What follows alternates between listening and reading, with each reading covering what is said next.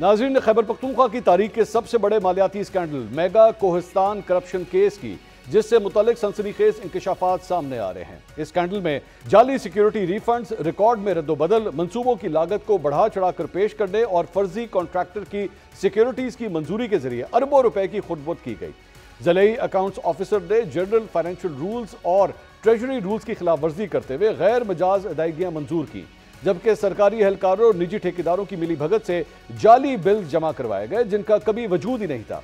यह स्कैंडल इसलिए भी चौंका देने वाला है कि जिला कोहिस्तान का सालाना तरक्याती बजट सिर्फ 50 करोड़ से 1.5 अरब रुपए के दरमियान होता है, लेकिन 2020 से 2024 के दौरान तकरीबन 5 साल में 40 अरब रुपए से जायद की रकम जाली दस्तावेजात और फर्जी सिक्योरिटीज के जरिए मुबैना तौर पर निकाली गई। ये रकम सूबे के कई दहाइयों के तरक्याती फंड से भी ज्यादा है। इस पेचीदा फ्रॉड ने नैब के तजुर्बाकार तफ्तीशकारों को भी हैरत में डाल दिया, क्योंकि इसमें सरकारी एहलकारों, ठेकेदारों और बैंक हुकाम की मिली भगत से कौमी खजाने को चुपचाप लूटा गया और किसी मालियाती निगरानी के इदारे को इसकी भिनक तक ना पड़ी। खैबर पख्तूनख्वा असेंबली के स्पीकर बाबर सलीम सवाती ने स्कैंडल के मंजर आम पर आने के बाद पब्लिक अकाउंट्स कमेटी का हंगामी इजलास तलब किया था, जिसमें सेक्रेटरी खजाना, DG NAB Peshawar, accountant general और दीगर मुतल्लिका हुकाम को तलब किया गया था, जिसके बाद सूबाई हुकूमत ने मुतअद्दिद अफसरान को मुअत्तल कर दिया और वज़ीर आला ने इस मामले की मुकम्मल तहकीकात का हुक्म दिया। लेकिन आज जंग अखबार की खबर के मुताबिक नैब खैबर पख्तूनख्वा ने 40 अरब रुपए के करप्शन केस को इंक्वायरी से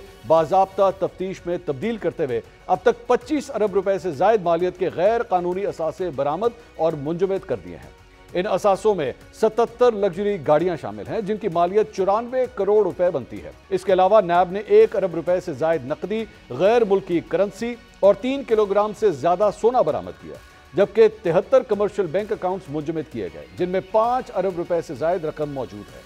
इस अहम स्कैंडल से मुंसलिक नैब ने अब तक 109 जायदादें जब्त की हैं, जिनमें 4 फार्म हाउसेस, 12 कमर्शियल प्लाजे, 2 कमर्शियल प्लॉट्स, 30 मकानात, 12 दुकानें, 25 फ्लैट्स, पेंट हाउसेस और 175 कनाल ज़रई अराजी शामिल है। इन जायदादों की मजमूई मालियत तकरीबन 17 अरब रुपए बताई जाती है। इस स्कैंडल के एक अहम किरदार ठेकेदार मोहम्मद अयूब को नैब ने गिरफ्तार कर लिया है, जिसके अकाउंट्स में 3 अरब रुपए की गैर कानूनी ट्रांजैक्शंस का इंकशाफ हुआ है। तहकीकात में यह बात भी सामने आई है कि मोहम्मद अयूब ने करप्शन की रकम से साबिक सेनेटर आजम सवाती का घर मुबैना तौर पर खरीदा था, जिसकी मालियत तकरीबन 60 करोड़ रुपए बनती है।